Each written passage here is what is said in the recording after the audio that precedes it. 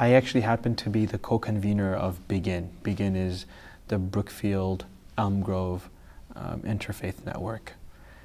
You know, growing up, I would consider myself an introvert, which was sort of keep to myself.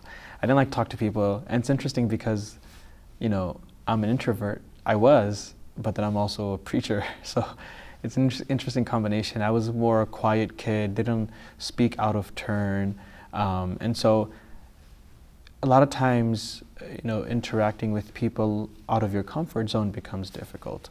But I felt that it was necessary, you know, interfaith work, but getting to meet people, you know, getting to sit down with fellow religious leaders and talk about some of the similarities of our traditions. But what I find most important in interfaith work nowadays, I know that interfaith work in the past has been more of sit down, let's discuss our similarities, but nowadays it's more action, right? Interfaith work is about standing up for justice. Interfaith work is about standing against the oppressor. Interfaith work is speaking truth to power, and not doing it alone, but doing it with your fellow religious leaders. Because in all of our traditions, we are taught to stand up against oppression. We're taught to stand up against injustice. We're taught to take care of the poor. We're taught to have, you know, that, and that is why it's amazing when we're able to do winter drives together. That we as a community, not just Muslims, but as Christians, as Jews, as Hindus, as Sikhs, that we're able to come together and able to do something for society, that we're able to help the poor and those who are homeless.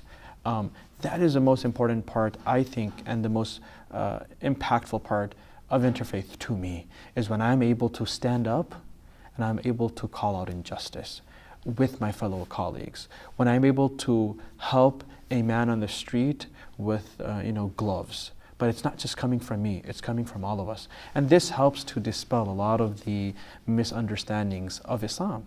When I'm able to go and speak about Islam, and that's part of interfaith, where I go and I speak to, you know, different congregations about Islam, and they come to me and they say, you know, thank you for coming out, and thank you for telling us what Islam is, because we never knew, we never met a Muslim before.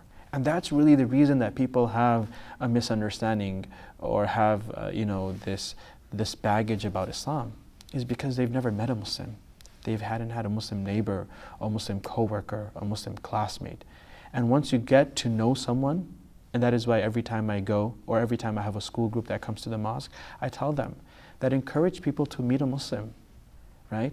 Don't listen to what you hear on the media. Don't listen to what you hear on social media, right? If you really want to learn about what Islam is and who Muslims are, come to a mosque, right? Come talk to me. I'm a jolly guy, I can talk to you. I'll smile and I'll show you my braces as well. But, you know, get to learn who Muslims are. And that is, I think, you know, when it comes to interfaith work, I think a lot of interfaith work right now is related to Islam or immigrants, related to people of color and minorities, which is amazing. Right? That's a focus, because we see the injustices towards those communities. It's important for interfaith work to be directed in that area nowadays, and to take that path so that society can continue to flourish.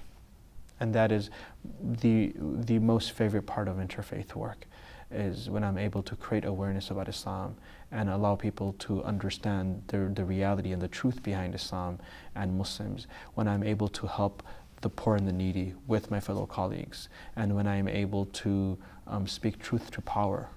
That is what gives us the most happiness in interfaith work. And this is what the Prophet taught us. You know, we talk about jihad, right? That's a word that we talk about a lot in interfaith. What does jihad mean? Let me tell you what the best form of jihad is. The Prophet, peace be upon him, said the best form of jihad is speaking the truth to power. The best form of jihad is speaking truth to power. And that is our jihad in America today. That's our jihad. You're doing the jihad, I'm doing the jihad, or we should be doing the jihad. And that jihad is speaking truth to power, standing up against injustice, oppression, standing against inequality. That is what we're here for. And I hope that other interfaith groups can also take initiatives and continue to push forward to make this society a society that we all hope for.